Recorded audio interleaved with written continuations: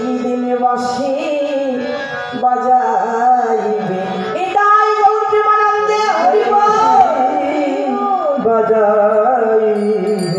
ওই পাড়া ঘাটে পাড়া পারে দাঁড়াইয়ে তুমি সেই দিন বাঁশি বাজাইবে। আজি আমার বালা হয় বানা হয় তুমি পাড়া ঘাটে দাঁড়ায়ে বাঁশি বাজাইবে। ওই লাভ হব পারে পাড়া পারে দাঁড়াইয়ে তুমি সেই দিন বাঁশি বাজাইবে। আজি হরি হরি হরি বলে সেই দিন বাঁশি বাজাইবে। হরি হরি হরি বলে সেই দিন বাঁশি বাজাইবে। আজি হরি হরি হরি বলে সেই দিন বাঁশি বাজাইবে। হরি হরি হরি বলে সেই দিন বাঁশি বাজাইবে। সেই দিন বাঁশি বাজাইবে। এই আজ নবদ্বীপের নদিয়ার পথের ধুলি যারা সর্বক্ষণ উড়ে উড়ে বেড়াইত, সেই ধুলিগুলো আজ গৌরী বিরহে আমার মহাপ্রভুর বিরহে তারা আজ ভিজে কদমাক্ত হয়ে গেছে। কত অনুরাগ! দেখুন যেখানে প্রভু থাকে প্রভুর পরিবেশটাও কত সুন্দর। সেই নদিয়া নবদ্বীপের বৃক্ষ গাছপালা যারা একে অপরের ঝনঝনের শব্দ করে একে অপরের ওপরে কলতান শব্দ করে যারা কখনো কেউ ফুল ছড়াইত কখনো পাতা ঝরত, আর সেই বৃক্ষগুলো হাওয়া বাতাস বন্ধ করে দিয়ে তারা নিশ্চল নিস্তব আপনার মনে আজ দাঁড়িয়ে আছে বৃক্ষরাশিগুলো।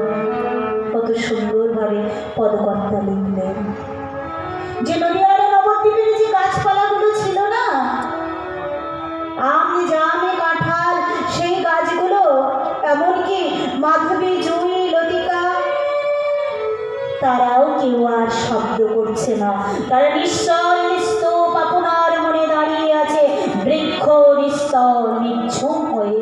কেন না মহাপ্রভু নদিয়া নবদ্বীপ ছেড়ে আজ পুরীধাম শ্রীক্ষেত্রে গমন করেছে। তার এদিকে যে বাবলি তলায় বসে অদ্বৈত মহাপ্রভু 108টা তুলসী পত্র দিয়ে সুরধুরী গঙ্গার বুকে ভাসিয়ে দিতেন নদিয়া নবদ্বীপ বিহারী গৌরীর জন্য। সচিমাতাকে প্রণাম করতেন বিষ্ণুপ্রিয়া দেবীকে। সেই সুরধুরী গঙ্গার আজ উচ্চটন ঢেউ যে বইত আজ মহাপ্রভু নদিয়া নবদ্বীপে ছেড়ে চলে গেছে বলে সেই ঢেউ আর কেউ বইছে না, তার রব স্তব্ধ হয়ে গেছে। আজ নদিয়া নবদ্বীপ ছেড়ে মহাপ্রভু চলে গেছে বলে যে পাখিগুলো তারা কলরব করতো, পাখি সপে কলরব, যারা সব সময় কুহু কুহু কুহু করে গাইত, কেউ ডাকতো, সেই পাখিগুলো আজ বাঘ রুদ্ধ করে নিস্তল নিস্তব হয়ে আপন মনে বসে আছে বিরহে। আজ মহাপ্রভু নদিয়া নবদ্বীপ ছেড়ে চলে গেছে।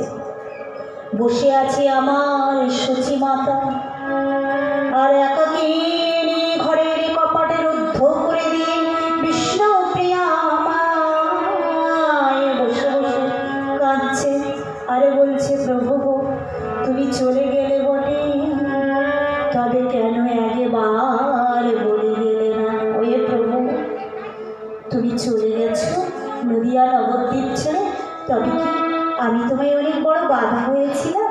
তুমি একবার বলে গেলে না তো প্রভু? তুমি শত শত ভক্তকে বলে গেছো আর আমাকে বলে গেলে না।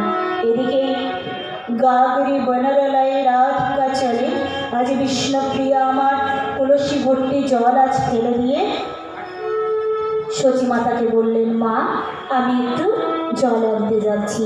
এই জলের ঘাটে গিয়ে যেমনি শুনলেন যে মহাপ্রভু নাকি শ্রীক্ষেত্রে পুরীধামে যাওয়ার উদ্দেশ্যে যাওয়ার জন্য সমস্ত নদিয়ার ভক্তবৃন্দকে নিমন্ত্রণ করেছে, কিন্তু একবারও তো বিষ্ণুপ্রিয়াকে বলে যায়নি। তাই অনেক সখীরা এসে বলছে যে শোন শোন বিষ্ণুপ্রিয়া, মহাপ্রভু তো আমাদের সবাইকে বলে গেছে, তোকে বলেনি? বিষ্ণুপ্রিয়া আমার মলিনে বদন করে বলছে, কেন বলবে আমাকে? আমি তো তার নিজে, আমি তো তোর আপন, সে কেন আমাকে বলতে যাবে বুঝি? তোদের বলেছে তো তাই হয়েছে, আমাকে বলবে কেন? আর আমি তো জানতামই তোরা সবাই যাবি। এই কথা যখন বলেছে বিষ্ণুপ্রিয়া কোনো রকমভাবে বলে নিজের গৃহে এসে কপাল রুদ্ধ করে দিয়ে হাউ হাউ হয়ে কাঁদছে আর বলছে,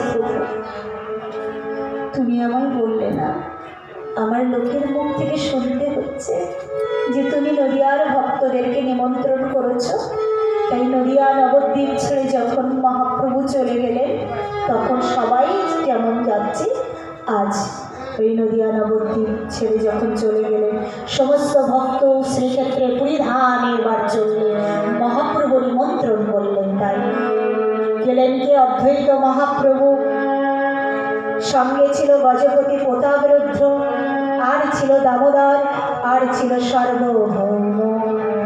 বলিয়ে সার্বভৌম কি, গজপতি প্রতাপরুদ্র কি, দামোদর কি, অদ্বৈত মহাপ্রভু কি, গৌর ভগবান কৃষ্ণচন্দ্র কি। আজ পরিধানে শ্রীক্ষেত্রে প্রভু আমার সুন্দরভাবে যাপন করছে। হঠাৎ প্রভু নদিয়া নবদ্বীপ ভক্তদের নিমন্ত্রণের কথা মনে পড়ে গেছে, মনে পড়ে গেছে দাদা বিশ্বরূপের কথা, মনে পড়ে গেছে মাতা সচি মাতার কথা। কত মানুষের কথা, কত ভক্তদের কথা মনে পড়ছে। এক একজনের এক একটা প্রতিভা থাকে, আর সেই প্রতিভা যার মধ্যে থাকে তখন তো ভক্তের মনে পড়ে যায়। যখন দেখবেন আপনার মন্দিরে কেউ প্রতিদিন ফুল এনে দেয়, যদি 10 দিন সেই ভক্ত অসুস্থ থাকে, আপনার ওই 10টা দিনের মধ্যে অন্তত 5টা দিন খুব বেশি বেশি করে মনে পড়বে যে আহা, ভক্ত থাকলে আমায় ফুল এনে দিত। যে ভক্ত আপনার ভগবানের সেবার জন্য মিষ্টি দিয়ে যাবে, প্রত্যেক দিন মনে না পড়লেও একটা দিন আপনার মনে পড়বে। তাই মহাপ্রভু আজ নদিয়ার ভক্তদের কথা মনে পড়ে গেছে যে আহা, দাদা বিশ্বরূপের কোলে বসে আমি কত গ্রন্থ পাঠ করতাম। দাদা বিশ্বরূপের কোলে বসে মহাপ্রভু গ্রন্থ পাঠ করতেন, আর সচি মাতা বলতেন, এই বিশ্ব তুই যে ওকে পড়াচ্ছিস, এরপরে যদি পণ্ডিত হয়ে যায় ও তো গৃহ ছেড়ে চলে যাবে। একে আমি ওর নাম নিমাই রেখেছি, যে নিম শব্দটার অর্থাৎ তীর্থ, আর এই তীর্থ শব্দটা শুনলে সবাই ওর থেকে দূরে চলে যাবে। আর তুই কিনা ওকে গ্রন্থ পড়াচ্ছিস, দেবে গ্রন্থগুলো আমি বিসর্জন দিয়ে আসি।